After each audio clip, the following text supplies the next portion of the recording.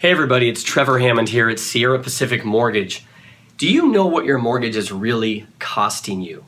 This video, this quick lesson is for homeowners, home buyers, financial planners out there, real estate professionals, my mortgage colleagues around the country, anybody who's going to watch this that might have a house, own a house, or help people do any of those things.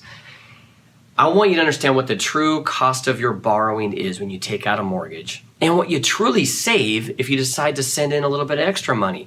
What do you truly save by putting more money down than maybe you needed to when you buy a house? And it is one of the most valuable concepts, the tools out of my book, Borrow Smart, Repay Smart. And it's called your effective percentage rate, EPR.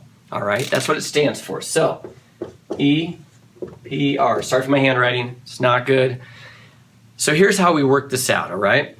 And again, you always want to consult your tax advisor. I will say that repeatedly over this video.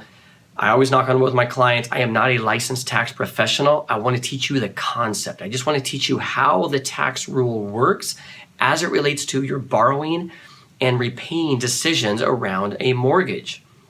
Let's say you're borrowing money at 4% interest. That's your mortgage.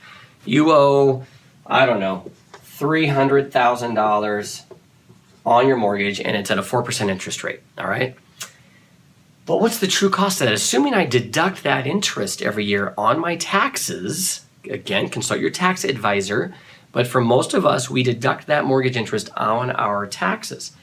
So what that means is I need to know what my tax bracket is. So to come up with your marginal tax bracket, you've got to add up your federal tax rate plus your state.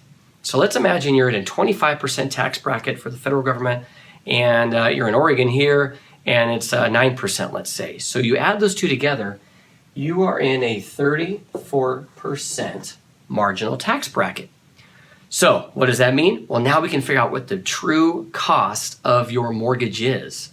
So you take 4%, you multiply it by 0.34, which is that rate of return, that tax bracket there, and you get 1.36%, all right?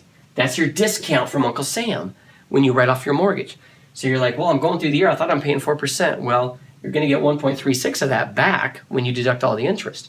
So to figure out what the real cost of my mortgage is, you take 4% minus 1.36 equals 2.64%. Now, I'm really good at math, right? I was a math major, finance major, or maybe I just used my calculator right before I hit record. But I do this every day. I've been showing clients how to calculate their EPR for years, and it's one of the coolest empowerment tools to give to a homeowner or somebody about to buy a house who's making big money decisions on how much you put down or don't put down. If I don't put it down, should I invest it? Should I prepay other debts with it? This number helps you make that decision.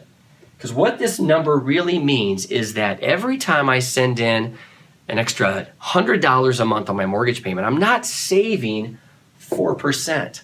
I'm saving 2.64. Now that can be kind of a blow to what you thought you were doing that was right.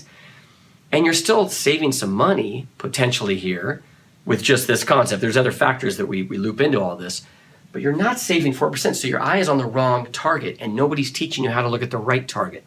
The real savings is 2.64%. Okay, that's the effective percentage rate. That's the true cost of borrowing when you're borrowing against a mortgage and you're deducting your interest, all right? I think third time, consult your tax advisor on all this. But also, what if you're gonna do a remodel? Do I borrow money out off of my house or do I pull money from my investments?